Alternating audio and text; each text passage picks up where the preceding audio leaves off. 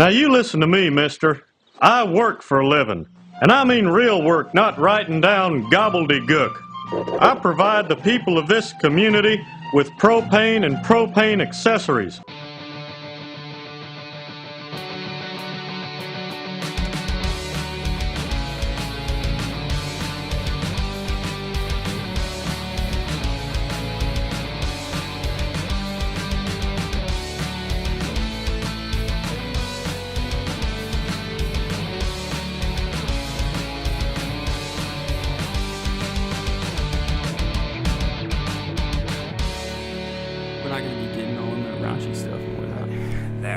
It's kind of like we like towing the line. We ain't raunchy. We ain't raunchy, boys. Get that raunch. It's been a while since I've sat in this chair. Yeah, usually we do it on the kitchen chairs. Yeah. Anyway, so what are we we gonna doing? say about it? A bad name for a proctologist. What was the story? So the question was, what is a bad name for a proctologist? Dr. Blank. And I didn't know what a proctologist was, but it's a colorectal doctor. Oh no! And so my answer was Dr. Three Fingers. Oh no! And I think the other answer was Dr. Sticky Gloves or something like that. And so that became a meme like the rest of the time. Like whenever, no. It's kind of like the Big D Chan, you know? Like all of a sudden everything was like Dr. Three Fingers. Dr. Three Fingers. It was pretty funny. I think another question was like, you wake up next to like, it was weird. It was like you wake up next to a horse's head or something. Like, what is another thing that you would not want to wake up next to? And I just put Dr. Three Fingers, winky face. Wink. Wink. Oh gosh, audible wink. But there's one of my favorite. I feel like I say that of every quote. I love quotes, but there's a Peter Griffin line where he is talking to Lois, and the mob basically gets a car for Peter because their old car breaks down, and Lois asks Peter, "Where did you get the money for this car?" "It was a steal," and he's like winks, and she's like, "Peter, why did you wink? Where did you get the money for the car?" He's like, "It was a steal." She's like, "Peter, say that without winking. It was a steal." Wink. But he like says it. He says wink. That's awesome. Peter. That's funny. I'm holding Trip all Hooters. over yourself for that? I did. Yeah. I was testing it out earlier. Testing out that sick Rebel Ethic mug. Yeah, Ding, buddy. ding, ding, ding, From ding. Red Bubble. Yeah, Red we gotta get Bubble. some Pop Culture Punks merch. Red rolling. Bubble. But yeah, you gotta. I got one mug on there right now. Hey, listeners. What up, completely listeners? Forgot that you're we forgot to probably introduce whatever. the people that were actually listening. We just assumed that you're already listening. Yeah, we assume there's We thousands didn't have of to you tell out you there. to listen. Yeah. People of the masses. The masses have Hello. come. Hello. Hello, my name is Zach Cook. Oh, So yeah, Lord. today we got Joshy Boy and myself. Yes, Phil. sir. Zach couldn't be with us today. He died. He died. Yeah. No, he didn't die. He's off slacking. Yeah. Christmas break, lounging, probably playing some video games right now. Yeah, he's been, according to, I talked to him, well, he and I were playing Overwatch yesterday. Oh, nice. But he was saying he was playing Persona 4, Persona 5. And, gosh, I think he said he was at like 120 hours in Has that he game. beat it yet even? No, I don't think he's beat it yet. So it's Yeah, I just remember some stupid Ashley amount of from time. Glitch Please or Rooster Teeth or whatever said Sure. she was like 140 in when she beat it or something. Oh my gosh, I just So, can't. Like I have it and I want to play it so bad, but I just can't sing. It's hard to commit to because Yeah. you can't save whenever you want. So it's like if I need to do something, I can't just like walk away. Right. With the PS Vita, at least I could like put it in sleep and plug it in it and Right. hope it was still on next time. But that all that to say, Zach is immersed in another world, and AKA he's not with us. Milwaukee. Milwaukee. But he'll be back next week. Yeah. Yeah, to fill us with laughs. So yeah. This will be more somber. this isn't going to be as funny. Without him in our hearts. Yeah. Well, he is in our hearts. He's here with us in heart. We're all over the board on where he actually is. Where is he? Truthfully, we don't know where he is. We lost him. Oh Lord. So yeah. This is exactly why we needed 3 people. This is why we need Zach. It? And it's Ben, right? Because Ben, yeah. Yeah, I know he was asking you about, or he was telling you that he's listening to our old stuff. I was like, oh gosh, like that's one of those things where when you're old, you've done something for a while, and then you're like, oh, I'm gonna do this better. Oh, this is way better. And then people are like, hey, I found your stuff, and then the stuff they found is the old stuff. Crappy stuff. You're like, no, that's not what it's like now. So we got to go back and listen to the Are You Mad ones and see how bad that sounds. Oh, dude, I can't even imagine. Oh, Lord. I guess this is someday we'll have to reboot that this. when we don't more have sound of mind. Yeah, when we don't have time to go back and make another episode. I don't know though. There's part of me that people are gonna start freaking out. I was just watching Phil DeFranco last night on all the YouTube stuff that's been going on recently with. You got Logan Paul and all his issues. You had something go down with what's his face, Shane Dawson or whatever. And wasn't Logan Paul trying to like come up with some dirt about pedophilia or something? Yeah, that was the weird thing is I just don't know what's happening. People are just on a hit.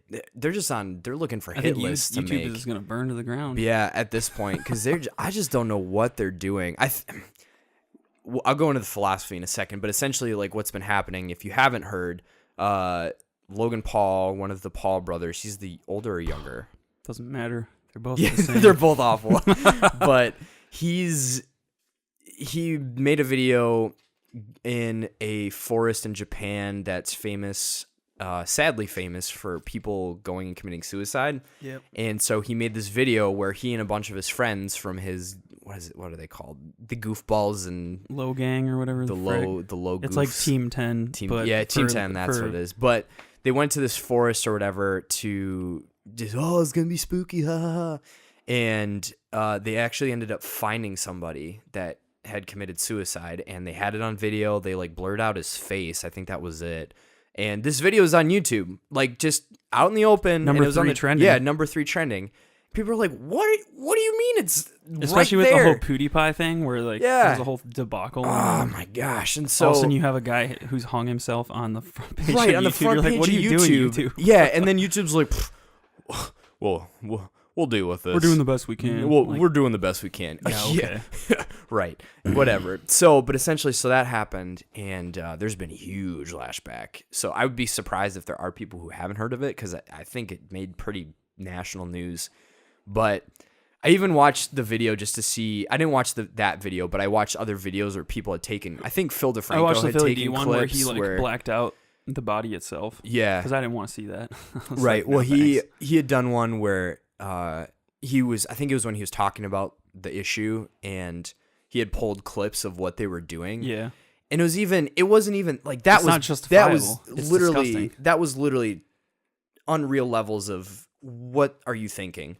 But the stuff before it, watching, he's running around Japan being an idiot. Yeah. I don't understand how our culture has gotten to this point where lunacy is just is cool. Yeah, lunacy is cool. Are you kidding me? Any idiot can be famous. No? Right. And we're not even talking famous like Leroy Jenkins, meme video famous. We're talking famous that this kid makes 15 million YouTube subscribers. Well, and what that equates to in money that he's making a year. He's a millionaire. Yeah, it's ridiculous. And so I just And then everybody just says, "Oh, you're just jealous of his fame." I'm like, I wouldn't want to be famous doing what he does. Yeah, exactly. I wouldn't want to be known as an idiot who runs around with a video camera. that all his fans are 15-year-old girls that just. And then you have all the stuff that people were saying to him, or saying about him, and then you had all the fans that were defending him, and it was he even had to say like, "Don't defend me. What I did was wrong." Oh my gosh! It's like, are you serious? Yeah. I just can't. Oh, dude, I was so pissed. Zach, I was talking to him the other day about it too. Him with his whole Japan thing. Yeah, being from Japan, he was being livid. From Japan. Being Zach's in Japan, right? Let me rephrase. Zach having his experiences living in Japan and experiencing Japanese culture and the lifestyle, how the social structures work, everything, and studying it currently. He was pissed because it was for him. He was saying it's ridiculous. You're going around in this other country. You're ruining their culture. You're throwing stuff at people. You're completely making a fool. Yep. And even for me, there's so many layers of like people are trying to be like, okay, but like we all make mistakes, and let's not get mad at him. And if anything, I'm not even saying this for, I think I don't know how many videos of people saying things to Logan Paul, but at this point, I think people should be targeting his fans and not targeting as in like death threats, but just saying like, hey, what y'all, was not right. You shouldn't be idolizing this guy. Yeah. There's millions of other people out there who are not this kid, who are doing things that are actually beneficial to other people and are actually worth paying, go hug a local nurse or a doctor or a police officer, or a firefighter or teacher or whatever. And it's not like what he's doing is like ironically funny, like, oh, it's kind of like iDubbbz or something where he's just running around being dumb, but like you watch him on any other time and like the way he talks about what he does and justifies it and stuff is like he seems like an intelligent person. But like seeing Jake Paul with like the interview with H3H3 and you're like, no, hilarious. It's been confirmed this dude has no thought inside of his head. Yeah, he's literally just an idiot with a camera. Right, exactly. And Logan Paul just seems the same way. Like how, like I don't understand the mindset you have to be in. And first of all, he makes it seem like a surprise that he walked into the suicide forest and found a dead body. Like you knew exactly what you were looking for. And then when he finds it, he acts all surprised. And his first thought is, we should film this and put it on YouTube. I'm like, how much of a careless idiot do you have to be to think that's cool? Right. Exactly. But, and this was a point that someone else made. And the only reason I'm going down this rabbit trail is literally people just start off with the rant. This is why we need Zach. exactly. This is why we need Zach, because he mad, bro? Dude, if we were talking about, there's part of me that wants to talk about it now because if Zach was on, he would be the one who's he'd be the one tempered. Yeah, it's like okay, let's chill. But I think literally it's I'm more angry not necessarily at him because it's one the culture person that he represents, but it's a culture that he represents, and we're talking this guy has 15 million viewers. Subscribers. That's not even how many views he gets per video. His videos are reaching 2 million minimum, I think, for some of them, which to me, it's astounding. And if anything, people should be really upset at his fans, and parents should be taking care of their kids. Like, why as a parent are you not looking at this idiot and being like, this is what you watch?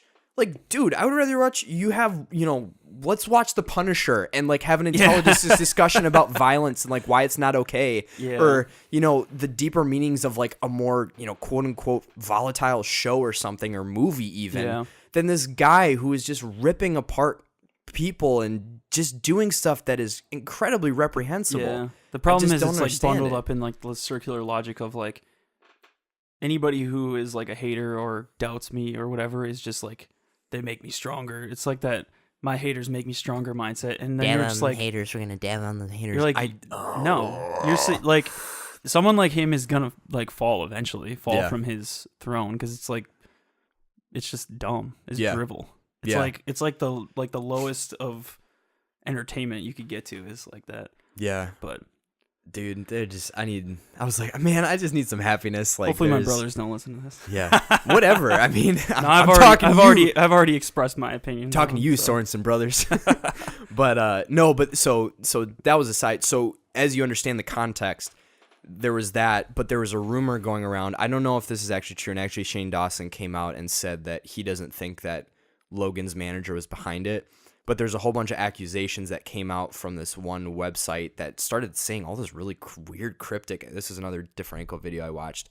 That this website started saying all this weird cryptic stuff about, all these random things and all these weird videos were getting posted and photos and stuff like that. But someone had basically made a hit piece on Shane Dawson, who's a different old school YouTuber who he was like kind of one of the poster guys for the vlog style channels, and people took some kind of dark jokes he was making, and they were dark jokes, and Phil like backed them up with the full footage instead of doing the classic news media. Yeah.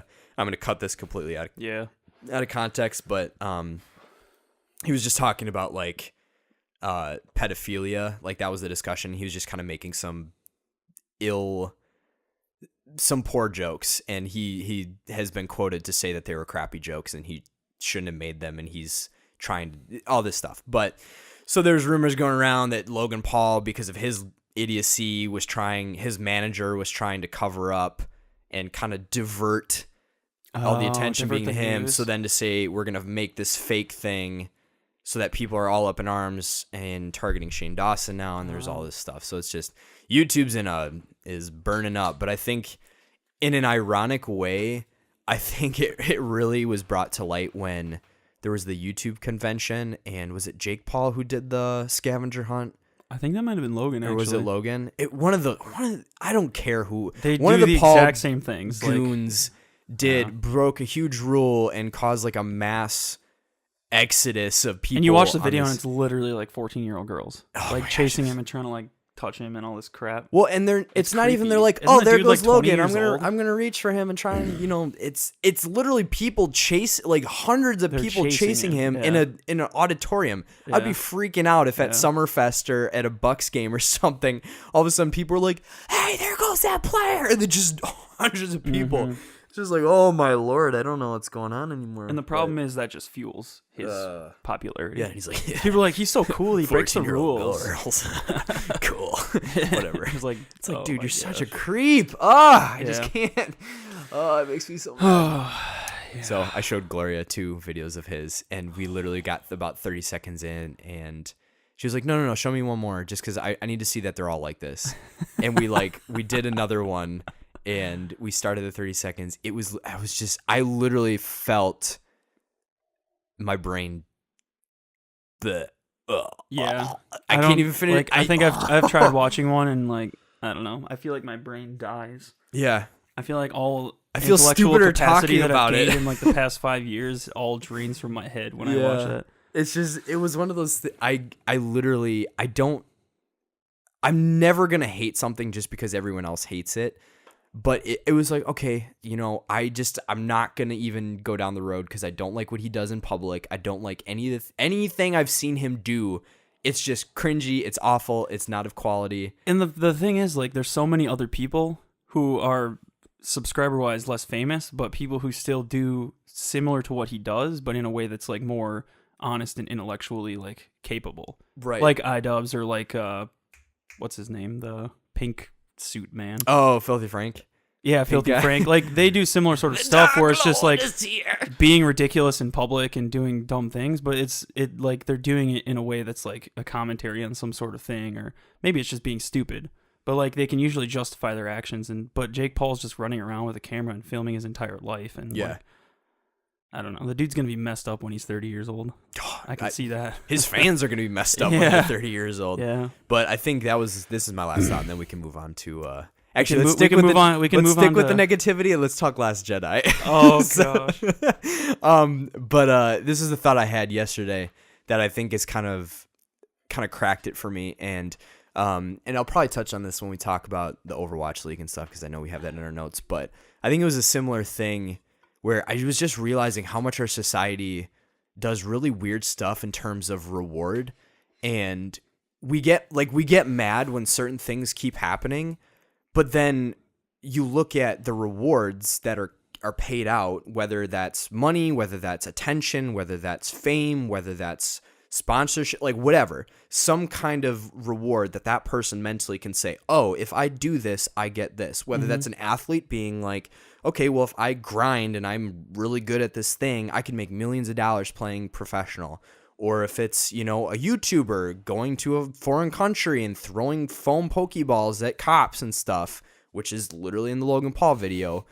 It's, oh, I can make millions of dollars doing that. That's great. And so I was realizing, man, I don't understand why our culture is so confused, why people don't want to be scientists or doctors or whatever. It's because, one, it takes hard work. Being an and idiot. It's because, you can make millions of dollars throwing stuff at people or making. So in that way, I don't blame them. Right, exactly. But then at the same time, and then I also think of like, well, people don't want to be firefighters when I can be, an athlete and make millions of dollars. Like, I don't want to be a teacher if I can do this and make this instead. And so I think if we did pay certain things less, or we made the reward less for other things, and I'm not saying LeBron James should be making $30,000 a year, but does the man really need how much? $5 million, I think, $6 million a year to play basketball? Like, no offense, but you're not benefiting society. you're benefiting the Cavaliers and you're benefiting. I would say the problem with entertainment is the money speaks for. It's kind of like it's just capitalism. It's he's making what he deserves to make in the market, technically. So you'd have to like take his money away from him. Oh yeah. And then and I it's ain't very, going down that comedy right. road. And no. And I think that's not what I'm implying. Like I'm not saying we should take the money, but I think what we place value on. I think that's exactly my issue. Is we place value on the wrong thing, but then we get mad when stuff happens, and it's like, you know, same thing with all the Hollywood stuff and everyone getting called out with the Me Too movement. We're not going down that road. No, we're not. But again, it's like Hollywood, the most sexually charged industry in the whole United States, is mad because there's a whole bunch of people. And I'm not defending. I'm saying they have every right to be mad. But then let's also look at the culture that they cultivated with tons of movies that are sexually charged and tons of stuff and tons of actors who are just getting to kind of run around and have had 4 to 5 to 7 to 20 marriages. Right. So it's like, whatever. My logic brain, it malfunction. Brain malfunction. I can't think anymore. We should just kill Shutting the humans. The humans are the problem. Must die. We must kill the humans. All right, so Last Jedi was. We should do something light in between there. Okay. Well, first I was thinking we should thank everybody who has been listening, because we know that there's a bunch of people out there. I got some good buddies back home who have been binging our show, and shout out a couple people. I don't know if they'd be comfortable with me calling their names out or not, but so some people back home have been listening. Got some people in Madison, got some people in Minnesota. So we got some people listening. So thanks for tuning in and listening to us making this rant dream and somewhat say stupid crap and coming into make fruition. penis jokes and the phallus one. Whatever the phallus one is. Evan was chuckling at that when in the last episode where I said, I'm pretty sure I make a penis joke in every episode. It's funny because I think that's what I love about your humor and the humor I feel that comes through with the three of us is it's not like I'm gonna say penis because penis is funny, but it's the like moment the timing where and, phallicite the phallus one. We're gonna do that. It's like, ferret. Oh gosh. So yeah, we just want to say thanks to everybody who's listening, and thanks for tuning in. It means a lot because we've basically just been doing this for ourselves so far. Just so to do something. It feels cool to have people tuning in. So thanks and keep on listening. You guys rock. Hopefully we keep producing content you like. So. Definitely. And if we're not, send in suggestions. Tell us that. You can send us reviews too. If you think we're too stupid. Yeah. Legit. If you do like it, take like 5 seconds, go to iTunes. And shoot us a review. Just shoot a review. You could be like, I went to high school with these clowns. They're not actually funny. Just like troll. Please don't. But, please don't. 5 stars. But if there's anything you'd like us to talk about, and we did it with the anime podcast that Zach Dubs sent in, and the Pokemon one from our friend Jake. We got a couple other suggestions coming in. Yeah. Just shoot us an email because that kind of helps us be accountable because we actually have it in a text form that we can go to. Yep. And you can send those to therebelethic@gmail.com. So that's kind of our overarching production brand. That sounds so... we haven't figured exactly out what it is yet because we haven't done anything else besides the podcast yet. Yeah. But we're working on it. Maybe we'll start a street clothing brand or something. Dude, that'd be design sweet. some street clothes. I think I could the design Rebel Ethic. clothes. I could probably design T-shirts. So before we jump into content, I just have a quick intro question. Ooh, good What is your pop culture resolution of 2018? Ooh. Could be serious or silly. If you're not the type to make resolutions. Yeah, that's like oops. Honestly, I really hate resolutions. I'm absolutely gonna answer. But I think this isn't just for 2018, but I think going forward, my goal is to make more pop culture. Like I want to make more stuff. I think breaking the mold. I really enjoy pop culture. I love watching movies. I love watching TV and making graphic design stuff and whatever. But I think it would be really fun to be a creator, even if it never goes anywhere or nothing happens to it. I think it's just cool to, I don't know, there's something invigorating about having something that's sitting in my brain that I've been thinking about forever that doesn't exist the way I see it, and then making it happen, Yeah. even if it's kind of crappy. It's like, wow, I actually spent 5 minutes and thought about this, and bada boom, there it is. So making Nice. things, whatever Nice. it is, I don't know what it's gonna be. Dope. How about you? Mine, I'm similar. I don't like making resolutions. So my goal, on a general level, my goal is just to be 1% better every day than I was the day before. Interesting. So it's a small incremental build-up Tell me instead about of that. making one goal. What in Bible study terms, how are you gonna make that feasible? How are you gonna actually do that? On a day-to-day basis, it's mostly just like reading 30 minutes a day, which compounds into sure, whatever. sure. Or like every day I've been doing a certain amount of sit-ups and push-ups, like starting small and then building up to like a more intentional habit. Cool. But that's not really pop culture-y. But on a pop culture level, I want to read more books this year than I did last year, and then also similar as you, my goal is to have 2 EPs, music EPs done by to release next year. That'd be awesome. So Yeah. I have like 13 songs conceptually written Sweet. down and stuff, so I'm working on that. Cool. And then I also want to like get more focused with my game playing and like not buy as many games, but play the ones I have and like. That would be kind of an interesting challenge. I want to talk to you and Zach about doing that, but because I kind of had a moment of there's a few games this year that I'm dying for, and I need Far Cry 5. I'm so excited for that. I saw a video. Like, that's one of the ones where I'm like, I kind of want to buy it because I realized when we were, one of the topics in here was like, what have you been playing or something? Mm-hmm. Most of the games I've been playing or like want to play are just like old games. So I'm like, why do I keep obsessing over buying new games when like most of my things is like, oh, Pokemon Crystal or something, and like all these like old school stuff. So Definitely. but it'd be cool. We could come up with some sort of. Yeah, because maybe like a challenge of play your old stuff. Mm-hmm. I think in a weird way for me, I think it's a fear of like we do this podcast and a lot of the stuff we talk about is the new and the freshest game. Right, but at the same time, I don't think that's necessarily. I don't want to say that's not our strength, but I don't think that it's feasible for our time of life. You know, Yeah, like we're not single dudes who can just blow $60, $80, you know, however many. And I think the games point a of our month. discussions aren't like, here's my thoughts on This Destiny new game. 2 or here's my thoughts on Assassin's Creed Origins.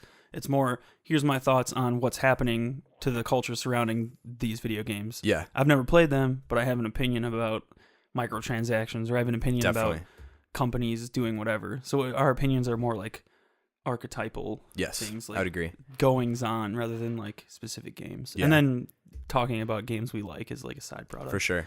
But I'm really excited. I think in a weird way, I think I'm actually on the same wavelength of I want to buy less games this year is kind of my goal.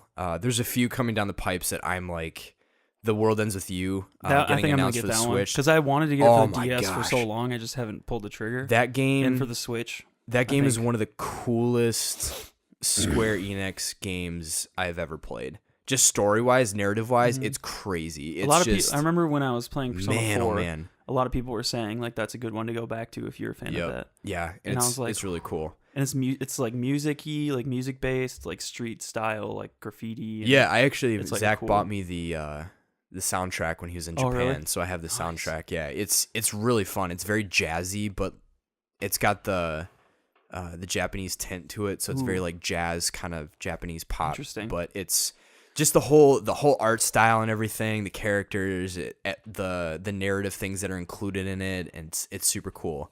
For anyone who hasn't heard of that game, so the premise is you wake up, you're this kid, Neku, and you have this timer on your arm, and you're like, what the heck is this? And all of a sudden people are getting attacked by these things and they're dying, but then you find out that you're in this thing called the Reaper games and you're already dead, and you have to win the Reaper games to then to get your life back and to be given your life back. But there's all these twists and turns of how did Neku get into the Reaper games? How did the other characters get into the Reaper games? You know, what are the Reaper games? Who are is the it people like who run it? post-apocalyptic kind of? Like Not really. No, it's it's kind of it. I would actually say it's very current times in a way. So it's not in putting it in a. It's not in a specific time. Yeah. frame. It's almost as if there was a strange world. Like there's like a strange game going on that we couldn't see or that you and I didn't know was existing. Oh, it's like in a different. It's like in a different. alternate. Yeah. It's almost in like world. an alternate universe, okay. but it's in. So like it takes place in Shibuya, which is in Japan, and so you can see all the living people around you and the crowds and stuff. Okay. but then you yourself, because you are dead, are in this, and in the Reaper games are in this almost like limbo thing where you're still in the normal world, but you just can't interact because you're not alive. So it's super dope. It's a really sweet game. That so if you have awesome. a Switch, check it out when it comes out. It just got announced that they're re-releasing it, but nice. Super excited. We'll probably do a more updated games we're excited for this year. Yeah. List next week with Zach and stuff. Yeah. But that's one I definitely have on my list. Like, let's go. Yeah. I think there's honestly, unless E3 just goes crazy. I'm really hoping they do. I'm really hoping Bethesda does something actually useful awesome. This year. For sure. I mean, last year they gave us Wolfenstein and stuff, but their E3 specifically was kind of just like mediocre. Yeah. But there was some other, like Ubisoft did actually pretty good last year with their E3 and stuff, but I'm excited for that. Well, we should do like a live viewing of it or something. That'd be cool. Although it's usually during the day, isn't it? Yeah, I think it's Monday through Wednesday, something like that. We'll have to watch part of it or something. Yeah, we could take the days off. It's in June. I would absolutely take 3 days off and just sit at home and make that. But yeah, no, and I think honestly, it hit me too because there's not a lot of games that I absolutely am dying to play coming out this year. You know, unless the new Pokies drops, then I'm gonna go crazy. Day one buy. Yeah, absolutely. But then it's like that's one game, and if that's the one game that I'm playing for 3 months, like great, then I can do other stuff too. But I think I get overwhelmed with the fact that I have Persona 5 sitting on my shelf. And the paradox of choice. Yeah, exactly. But anyway, we will have lots to talk about this year. Yeah, we can talk a lot next week too. Definitely. I'll probably look up a list or something and buddy, feel it out. So yeah. Where do you want to go next? Cricket, get anything cool? Cricket. For Christmas? Yeah. Yeah, I got lots of cool things. Lots of books. I got Teddy Roosevelt trilogy, which is pretty dope for all those interested in Teddy Roosevelt. I added a bunch of books to my Brandon Sanderson collection. Who you've talked about before. He's like the fantasy writer. Fantasy author, yeah. Cool. I got the 4th Dark Tower book for my brother, so I need to read that still. I got an Elon Musk bio, which is cool for my other brother. Dude, Elon Musk is the man. I like that dude. Yeah. He I was watching an interview, so this is why I think I've also justified getting back into Overwatch again. There's like a young interviewer who is talking to him, and he just asked him like, are there any games that you're playing recently? He's like, play a lot of Overwatch. I was like, yeah. That's awesome. Okay. That's awesome. Cool with me. I got Skyrim Switch. I got this Frank Turner jumper. Nice. Which is apparently what English people call sweaters. Jumper. It's Christmassy, and the story behind that is I got it like 3 days ago in the mail.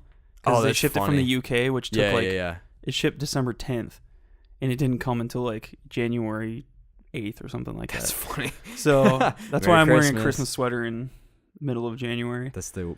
I got a Pokeball 2DS XL. Dude, it's pretty sick. I've been playing. Oh, you did. I've been playing my game on that. And I had to create another account, and I got a SNES Classic, which I got Evan hooked on Super Mario World. So she's been. That's hilarious. She's been playing it. I can see.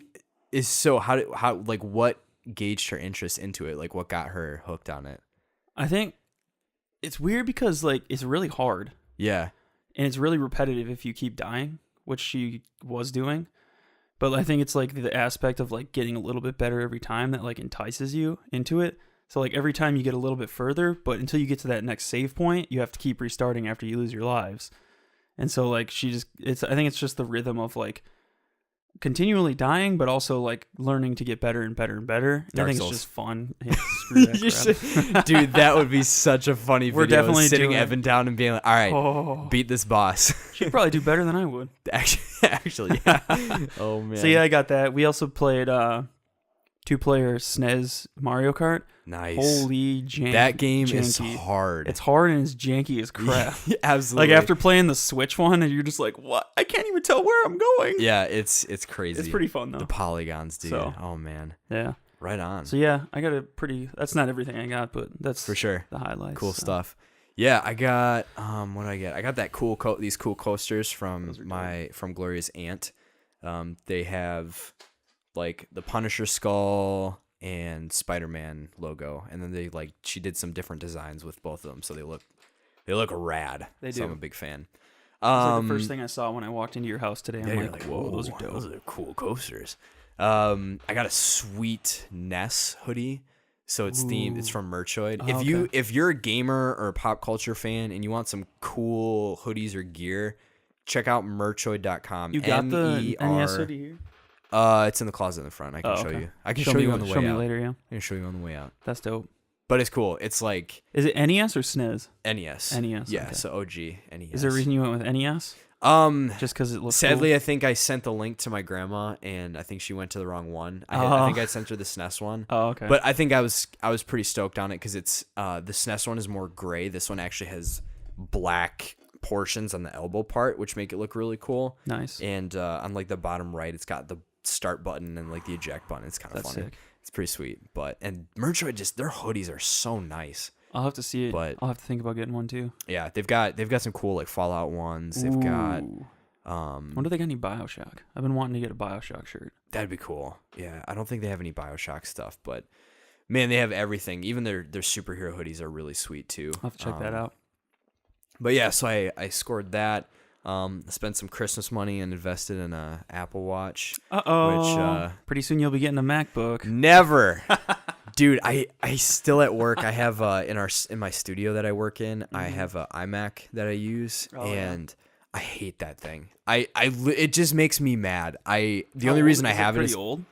No. It's I think it's like a pretty updated one. Like it's got the huge screen. It's really thin, but just I cannot stand Mac's interface. It just makes Finder makes different. no sense. It's not logical. Yeah. It is not logically.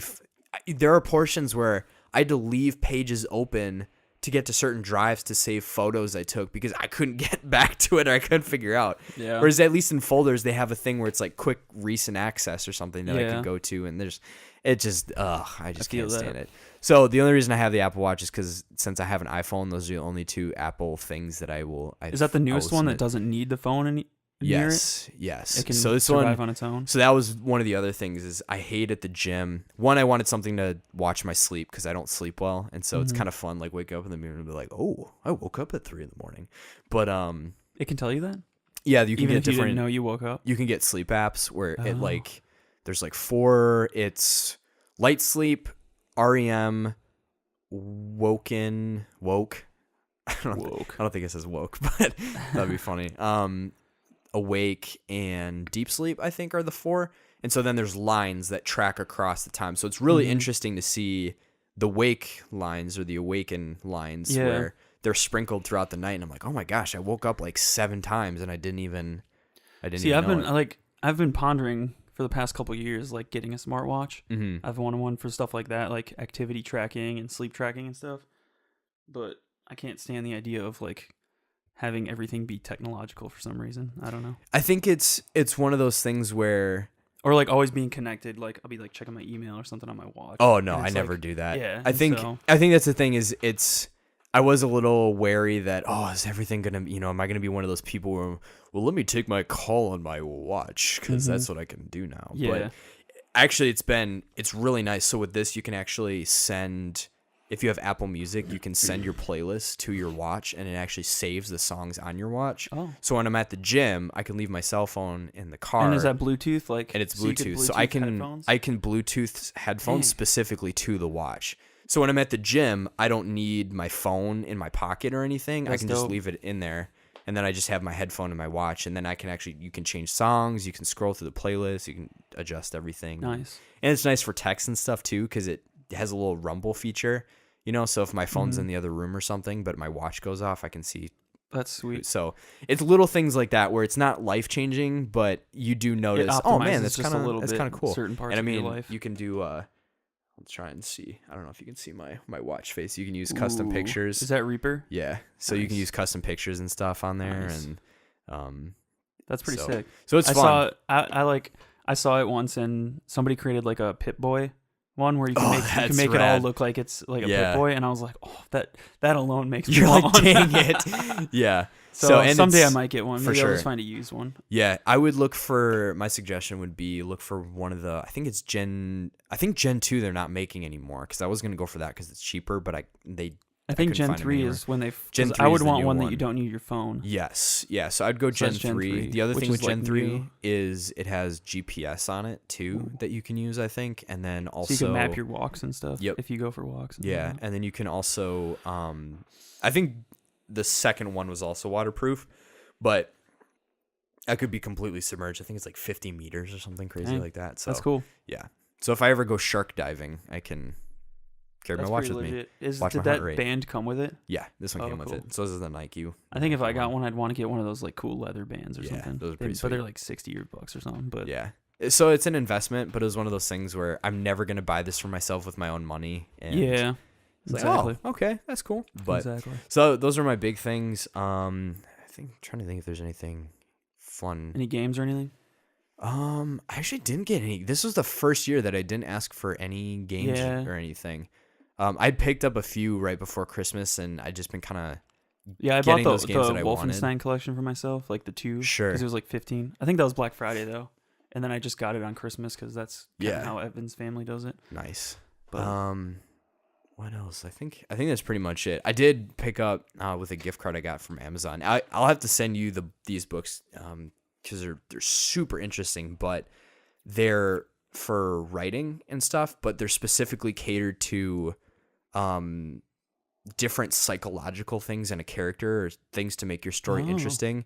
So I read through the first chapter. I mean, you can see it right there. is that It's the little one? yeah, I it's was actually wondering what that was. yeah, it's like the psychology of trauma or something like that. Oh. And so it gives you all these examples where it's not like this is absolutely what these things do to somebody, but these tend to be in a simplified, because the guy who wrote it was an English major and a psychology major, and so he started writing his own fiction and stuff.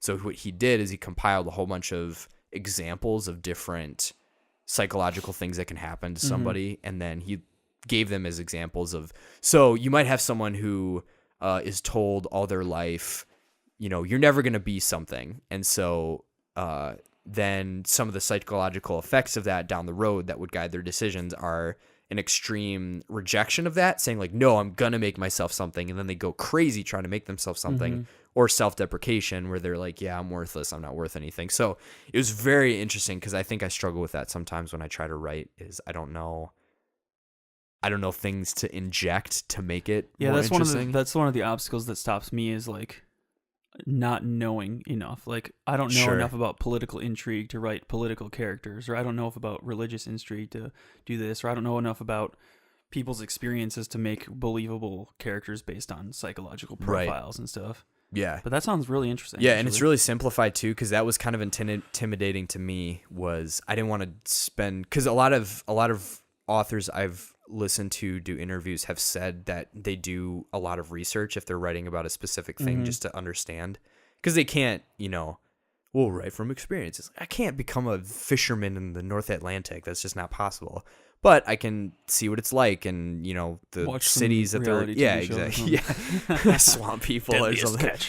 Well, I'm gonna write a book about gator hunting. Evan was busting a gut about me doing my swamp person. Oh, dude, get a British get a. Oh, there's a big crocodile. Sound like Jabba the Hutt. Yeah.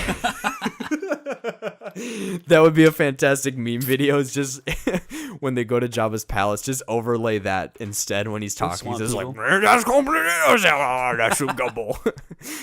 Which is, oh god, that's hilarious. Oh man. But that sounds no, sick though. Yeah, so it's awesome, and it's really We'll start meeting like we plan to. Yeah, on for Fridays sure. or something. Yup. Yeah, that'd Start be awesome. planning some. Yeah, so so that's if you another wanna one of my write goals fiction, this year too. Is I want to write a couple short stories or something just to like get used to writing. for sure. I think that'd be fun. Yeah, it's fun. It's one of those things where you'd think it's really hard to do certain things, but I think when you read, that's why I honestly didn't like reading a lot of reading other people's fiction, because I felt it would taint my view of what I wanted to write, because it was like, oh, I have to do this. And I think in some ways it's valid, and I think in my pride I was like, no, that's the correct perspective. Someone's going to taint my writing, and I don't want them. I don't want their influence on what I do. I want to write what I want to write, which I think is accurate to some degree. Like, I'm not going to write like Ted Decker does. I'm not going to write like Brandon what's his name? Brandon Sanderson. I'm not going to write like Stephen King. Yeah. But I can take elements of what they do, or I can look at literal structural things that they do, and then I can And that's write like that. when I've noticed more and more as I'm reading, like I'm analyzing like characters' motivations, and I'm analyzing like how is this author engaging me in the environment? Because For sure. sometimes I feel like I can see where these characters are, and sometimes I can't. So I'm like, well, why don't I feel as immersed in this situation as For we sure. here? And it's been kind of interesting looking at that, and then you kind of like pull things like, for example, Brandon Sanderson, like he's Mormon, so he has a lot of like he has a very like positive image of religion in general, so in his books, but he also has like the political aspect of religion butting heads against like people genuinely trying to be religious, and it's like this whole like thing that fascinates me as a religious studies major. Like I love that sort of like trying to explore what it means to find truth in religion and stuff. And then in Stephen King, just his ability to like understand like darkness and different things like that in human nature, and like building narratives based on that. So Yeah. it's fascinating to me so far, but I can also see like for me it's less about like tainting me and more about like feeling inadequate. Like Yeah, if I'm reading this and absolutely. I'm like, I'll never be like Stephen King, or I'll never be like Brandon Sanderson. And same thing with music and stuff. It's kind of, for me, it's more about like not feeling like I can live up to whatever it is, and I For probably sure. won't be able to. Yeah. In the first, the problem for me is like I just need to get started and write a bunch of crap until I get my feel of like how to actually write. But Yeah. Yeah, it's just it's such a practice thing. It's I'm realizing that more and more. I think I was anti thinking of it in those terms, whether it's writing or working on music or drawing or whatever.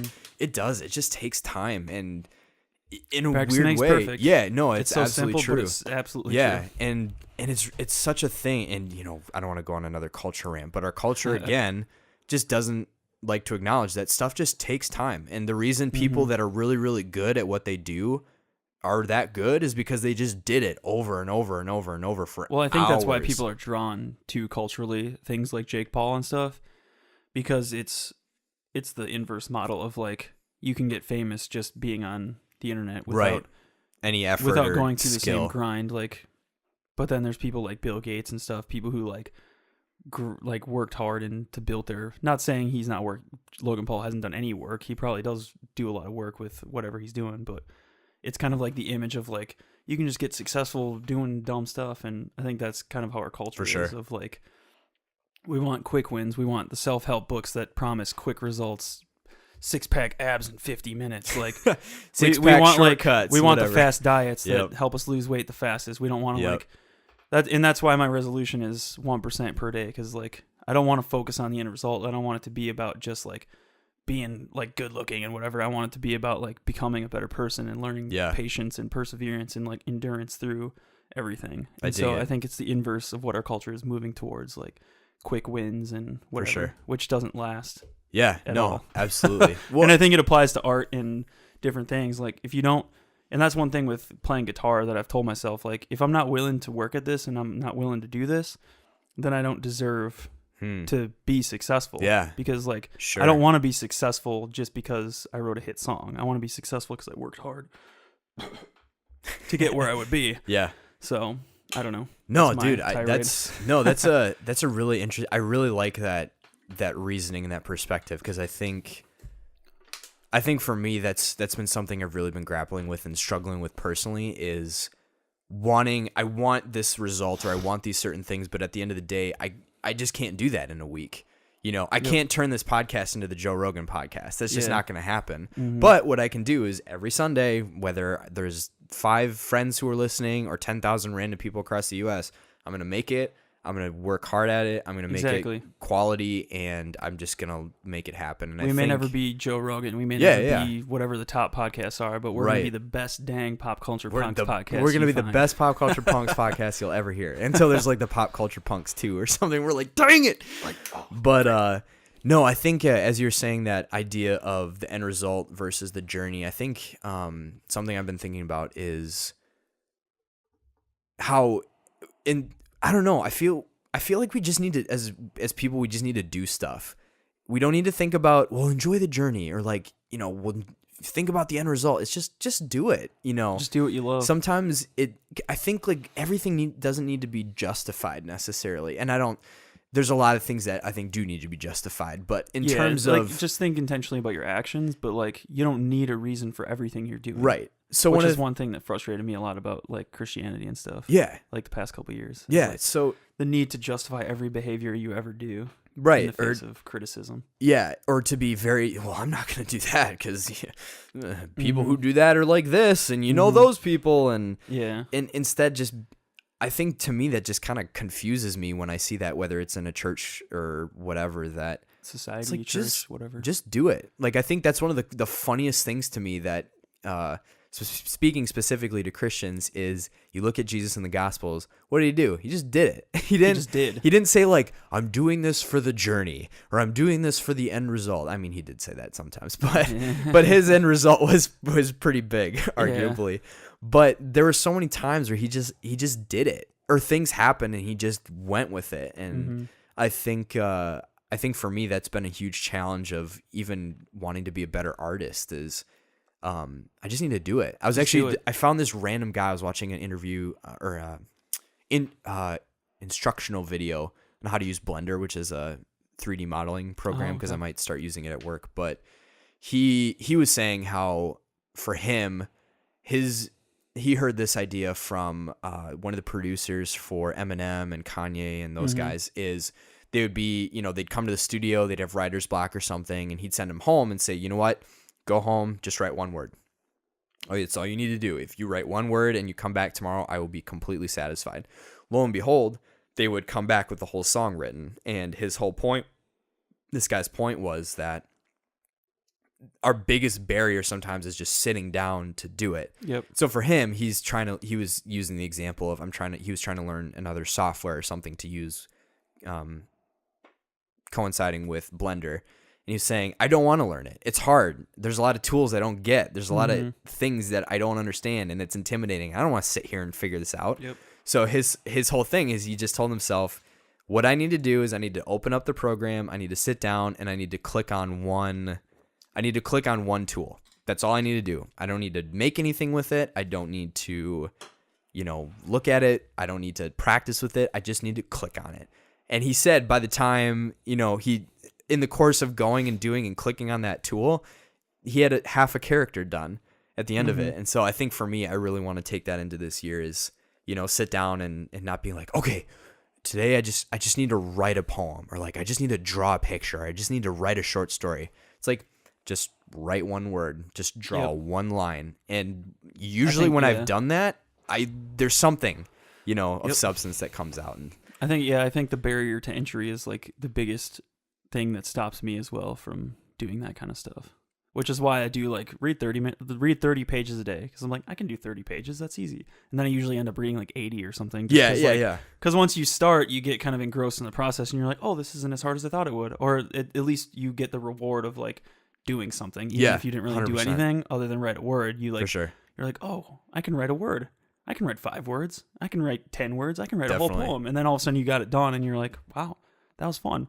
And then the next day you kind of just got to keep going through the same routine over and over again, which is why I think the do a little bit at a time, like working hard instead of trying to get the quick win, because you're never going to write an entire show. Like, oh, I want to create my own show with modeled characters. Like, that's too hard. It's easier just to draw a foot or something and like go from there. So yeah, definitely. I feel that I'm pretty similar. For sure. So that'll be fun. So, just play one note, Phil. Just play one note. All you gotta do is play one note. I do that too. Like, play guitar for 20 minutes, and then I end up playing for like an hour and a half, like noodling and whatever.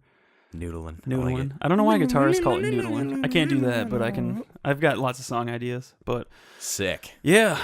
So that's our pop culture thing.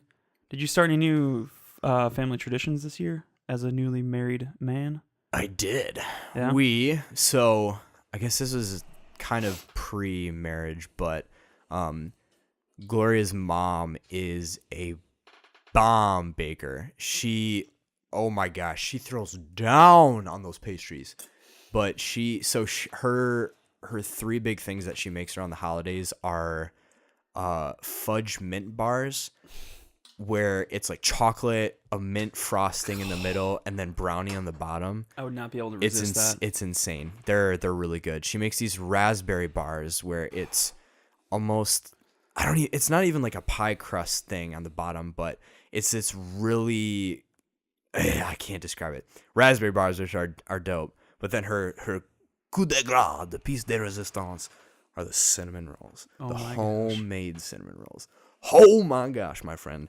They are astounding. And so she just makes crap tons of them. So we were there before, we were with her parents before Christmas. And so when we came back here to Madison, Christmas morning, so we woke up and we had like cinnamon rolls. And so that was one of the things. So we ate cinnamon rolls. So that was dope.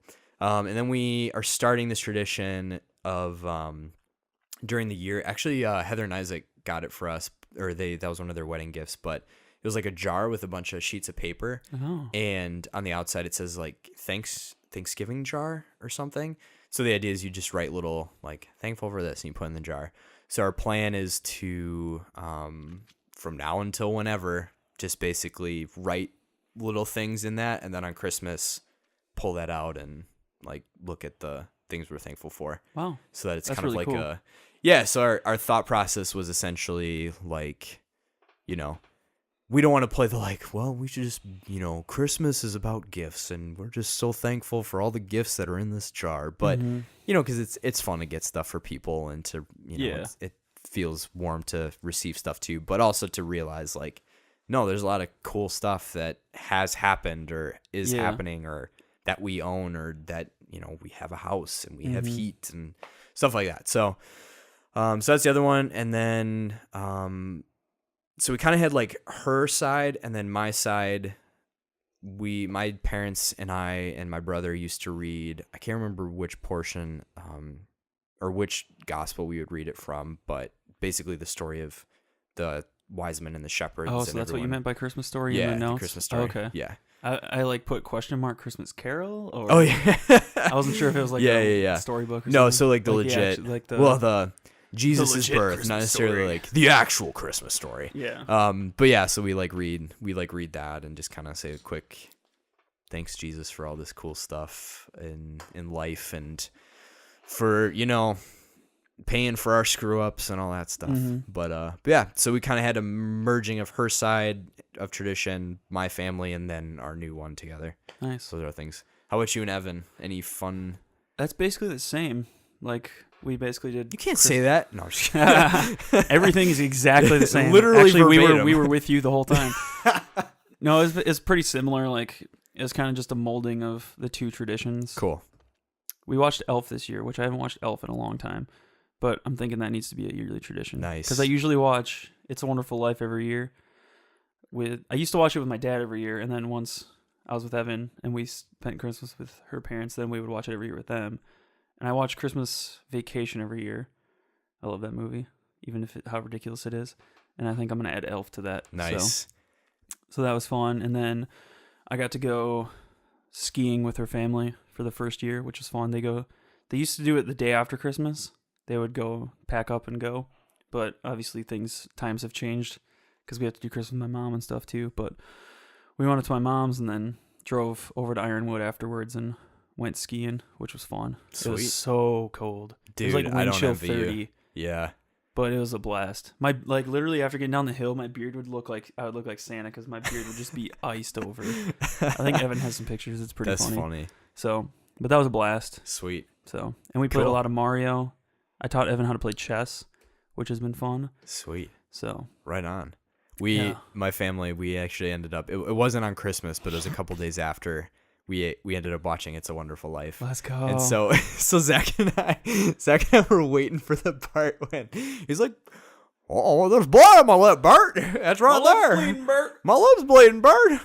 That's the part that we always laugh at Mary. too. Her dad always It's quotes it like me, before Mary. it happens. Yeah, so it was, I was more cracking up because Jimmy Stewart's voice is just so iconic, but yeah, before they went with like because Hollywood has more like the Midwest accent now, Yeah. so it sounds normal to us. yeah, But back then they had like the weird. I don't even know what that is. What There's a city name that for it. is. We looked it up. I forgot what it's called though.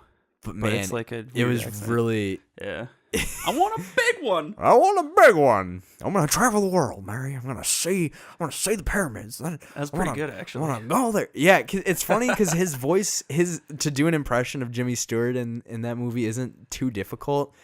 I think it's because it's very like, you're just kind of gotta channel your inner old school thing. Old timey talking. Yeah, exactly. It's just old timey talking. Old timey prospect. But then the thing with him is like it's the delivery and it's the like inflection. So Yeah. it's the, oh, Mary, I just grab the kids. We gotta.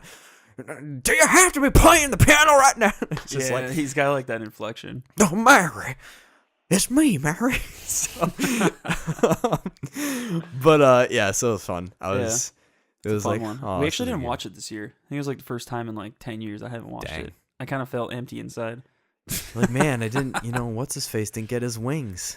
Yeah, ain't no angels got wings this Ain't year. nobody got no wings. Every time a bell rings, an angel gets its What was it? wings. We were watching. I had almost cracked up because when we were watching the movie, because there's that scene when they first go into the new future or whatever, and they go to that one bar, Oh, and they're sitting there. gosh. He's like, "Hey, pal, I don't know that I like what you're saying here." I don't like your kind around I don't here, know. He was pal. like, "We don't take too kindly to your taps around here." Yeah. It was borderline real. It was borderline South Park without.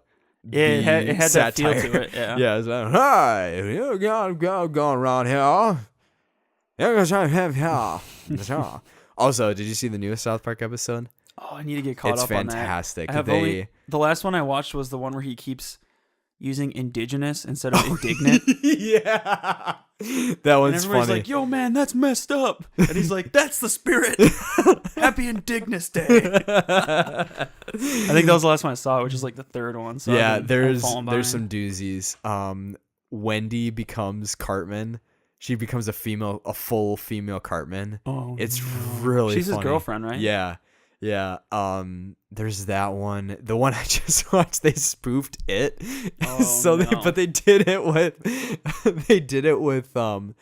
Mr. Garrison as Oh, Trump. no.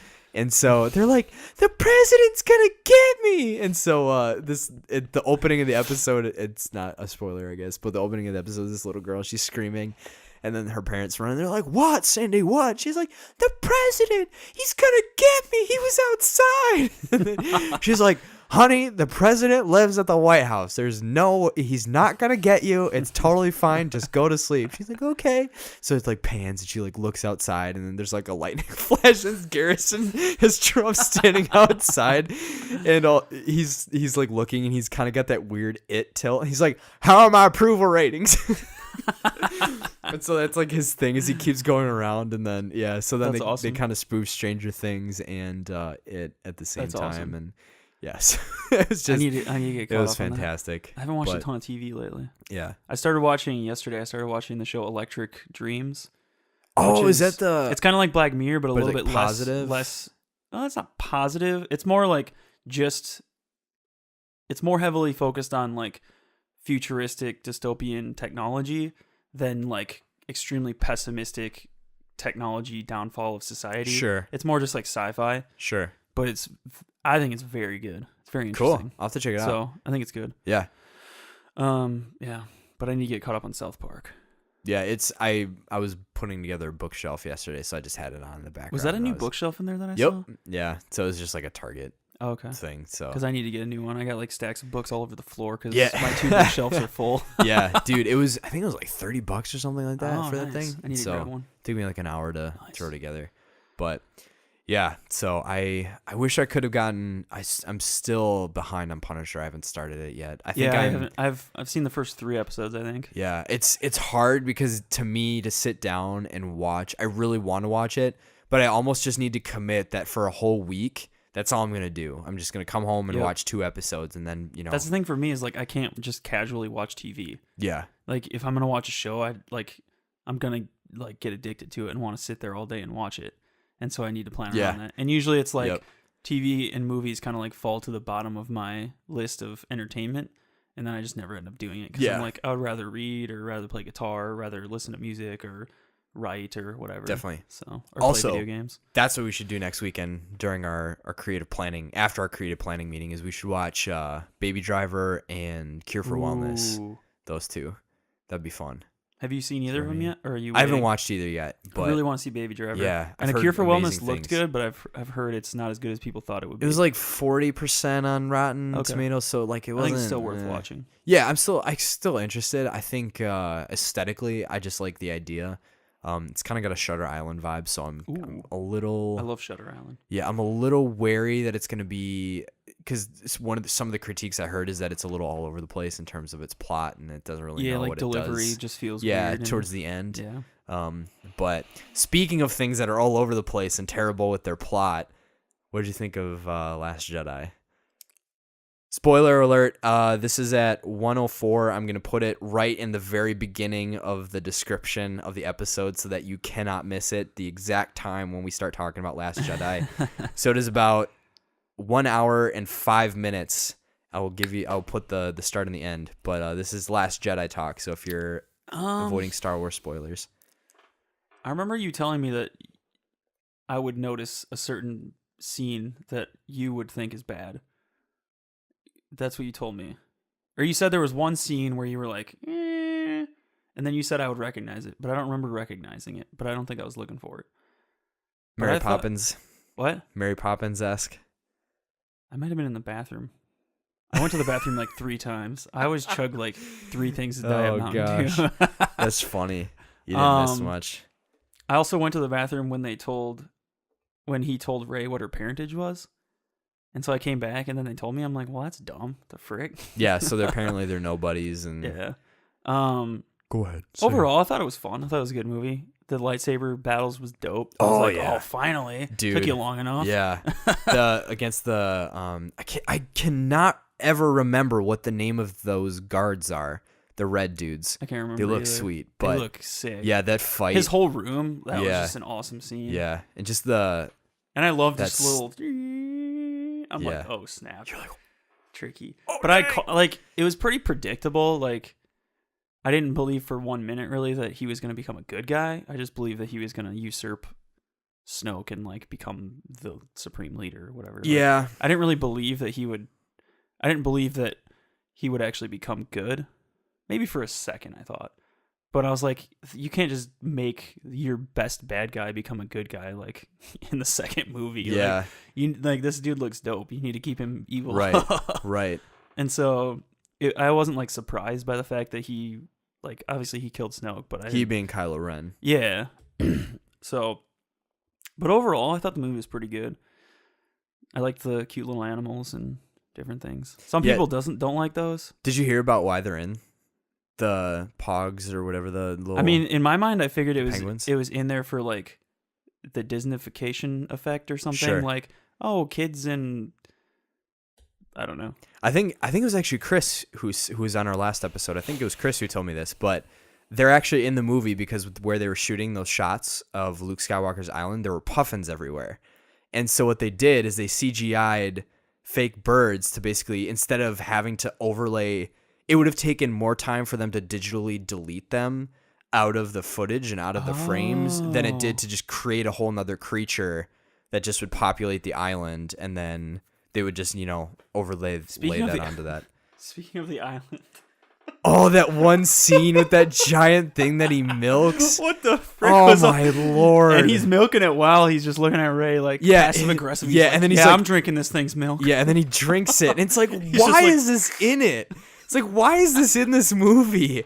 What was that? I laughed out loud when that scene. I was like, what the heck? Dude, So here's the thing. So when Zach and I were originally talking with Chris about it, Chris was very like, I thought it was incredibly mediocre. And I was like, oh, interesting. I'm not surprised, but like, yeah, I really liked it. And I think Zach and I were more positive. I've been talking basically every week since it came out with my coworker about it. And we've been kind of going back and forth.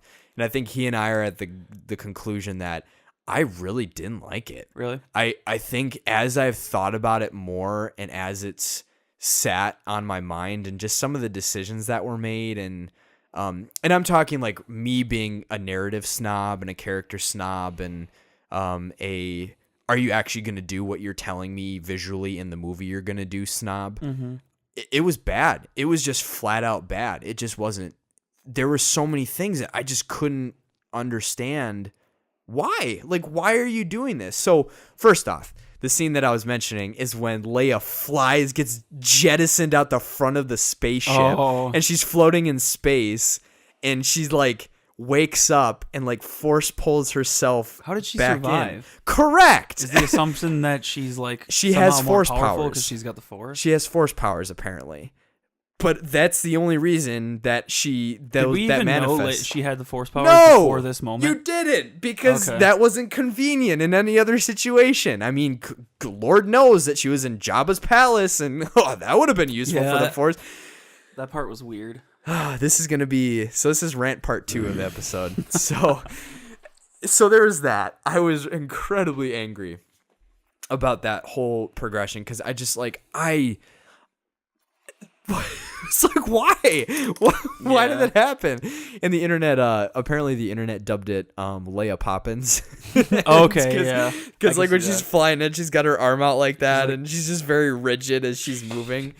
That whole scene made me so it's a plane. angry. It's a frozen Leia. Yeah, it's a frozen Leia. Yeah. And then she like gets there, she's like, dong dong, let me in. But so there was that. I feel like not a lot happened in the movie. Yeah. Like they didn't really get anywhere, and we didn't learn a whole lot. No, the whole exactly. Snoke thing was like, oh, he's not actually important at all. Correct. They made it seem so mysterious, and then it's basically just like what you expected. He's just the leader of the dark side or whatever. Right. Like, oh, there's no like, what about his background? There's no like, how did he get to power? Like, they gave us nothing about him. Right. And then they how just killed him powerful off. is he? Yeah. And apparently he's not powerful enough to notice that his disciple is turning the lightsaber. Like, it's kind of like it was dope in the moment because like finally lightsaber battles and people getting wrecked and whatever. But it was just like, what happened? Well, Although I did love the epic troll by Luke when he was like force phasing himself or whatever. Oh, that was awesome. Because I thought something was up. That I'm like, scene how did he get a clean robe and how did he groom himself? And then when he phased out and was all grubby again, I'm like, oh, that's an epic troll. Yeah, that was because he's like, and then it's just blank, and I'm like, oh snap. Yeah, that whole scene was really cool. I really like that. But so I'm gonna kind of go at the overarching high. I don't have to give a lot of reasoning behind my critique ideas. One of the things was that whole movie was about them running. They literally were running the entire movie. And it just was like, oh my gosh. Yep. Okay, we gotta wait. Now we're gonna go to this planet.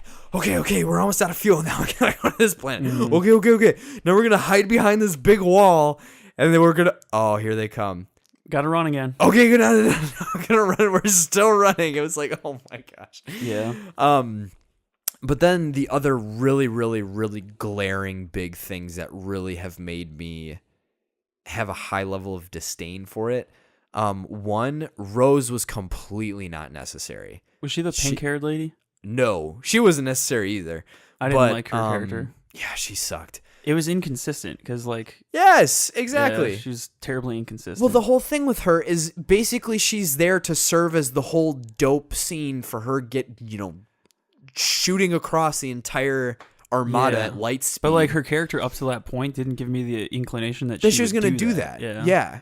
And so she just seemed like stuck up and like giant douche. Classic she's like military guy running around trying to usurp my power. We're gonna do this thing. Poe, you and need of course to sit she down. had purple hair. Yeah. I was like, what is? Oh my god! Now that you say that, it's like I'm like, Poe, you don't need to mansplain me how to run this fleet. You don't need to mansplain me how to run this fleet, how to do my job. It was like, oh my gosh, I can't. But yeah, but yeah. So her character was really frustrating to me because in my brain, I think what was so confusing as I thought about it after, because like I said, a lot of my disdain has come after and thinking about it itself. When I was watching, I was like, oh, she was keeping it secret so Poe wouldn't do something, and then I was like, wait a second.